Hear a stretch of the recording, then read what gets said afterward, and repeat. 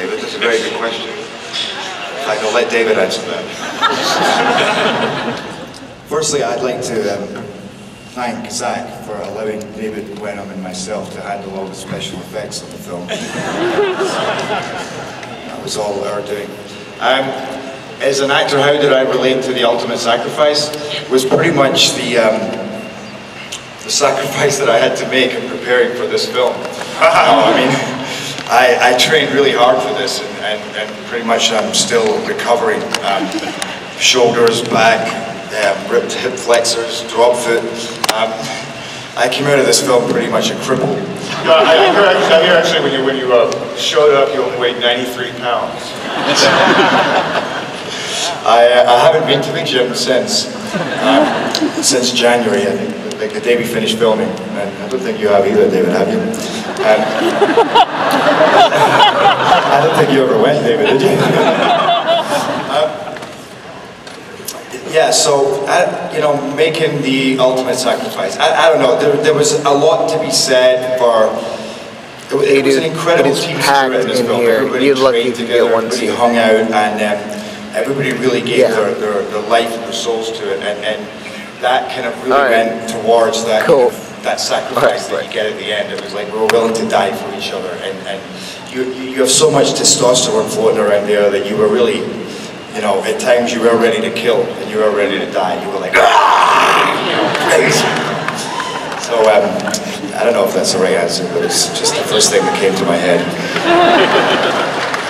Just sheer determination and strength. Would you rather be doing Parenthood 3? Would you rather be doing Parenthood 3? I'm not bitching, Frank. Firstly, let me say what an honor it was to work with you like this.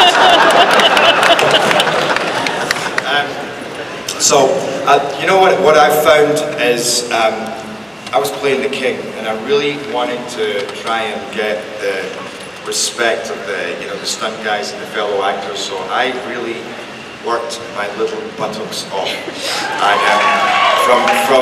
Your buttocks just got a cheer. You know, for 4 months before the movie started, I was already training, and I was training. You know, I actually had two different trainers: the trainer for the film and my own trainer in LA. And so I was doing 2 hours with each of them, and then I was going to do 2 hours sword fighting and training in that. And then the same thing happened in Montreal. I took a trainer outside, and I would train on set, and I would pump on set, and that goes a long way into giving you that feeling of just strength and you know, and determination and sacrifice. You know, they're like, okay, got it, it's in the picture, you know. But at first it was that process of training everyone not to do reality necessarily, you know. It's true reality. Yeah.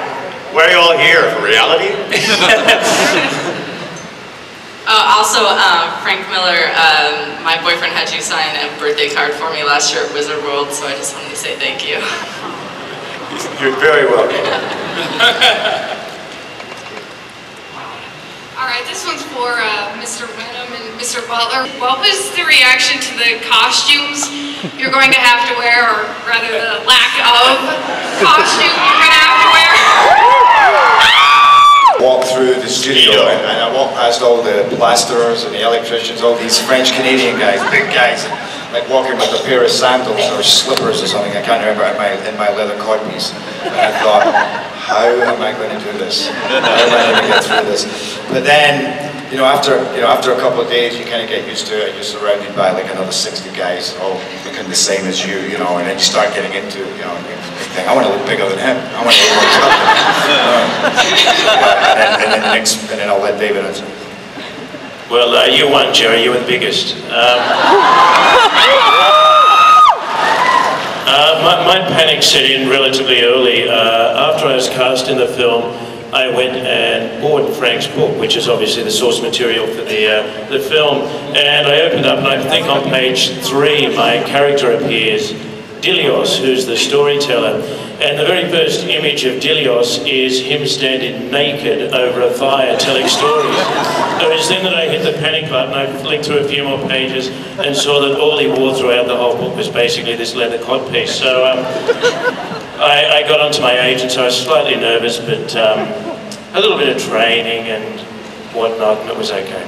Hey, it looks great. So you guys, well done. And I want to know for both of you, what was it that you found did you find things in your characters that you found in common with, and if so, what were they?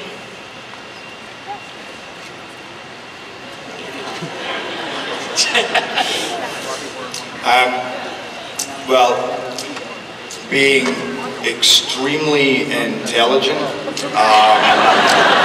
powerful, insane,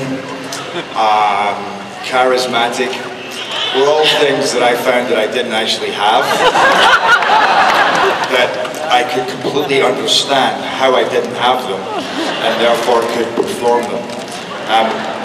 No, I think that, I have no idea what I'm talking about.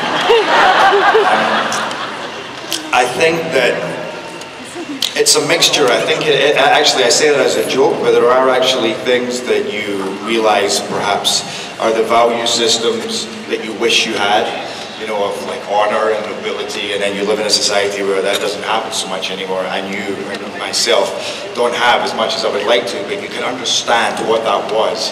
And then when you work with the script, which allows you to kind of delve into those kind of ideas, then you can, you know, go with that. I'd say for myself, like very determined and uncompromising. That would be a couple of things, you know, to do with the training and just and also being a thinker. You know, I'm always standing around thinking. Not only, you know, and I think Leonidas actually doesn't say that much in the film. You know, he's always there thinking about what's happening, what this is representing, what exactly, you know, he's doing with his men and what he's trying to achieve in the bigger picture of things. But a lot of it is, yeah, getting in touch with what you feel you have yourself. And finally, and probably, you know, most importantly, the opportunity to work on, you know, a work, you know, that was penned by a true legend, Mr. Frank Miller, obviously.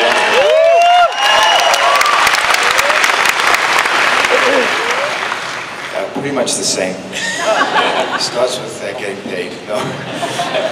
No, actually it doesn't. Not the money they paid you and I.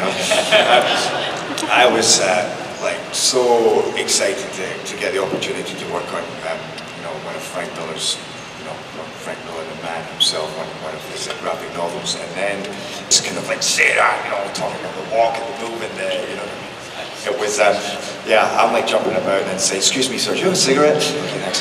You know, and I've never been so excited to get involved in a film, you know, and really it was a great cast, and Zack was just incredible, like David said, you know. I think in 4 months I never heard one sharp word towards anybody. In fact, his way of dealing with things aren't going well and somebody around him makes a mistake, his way of dealing with it is making a joke that actually makes that person feel better about themselves. And trust me, I've worked with many directors where it's the opposite. You know, it's kind of a mix. You know, we Blue Danube's in it, isn't it? What's that? The Blue Danube in it? Yeah, that was the 9 Inch Nails track, and but you know, the idea, I think, you know, overall for the soundtrack is to try and do a little bit of both, you know. I'm just saying that overall I was mostly struck by the fact that this feels like a very contemporary movie. It's very exciting. And it does not feel like some stiff old relic. Zack did a terrific job.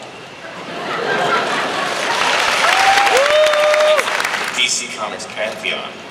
So I get around to them when I get around to them, but mostly I like to do my own stuff. Thank you.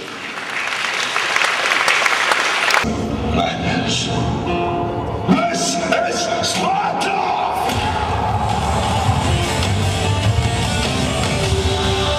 Our arrows will blot out the sun. Then we will fight in the shade.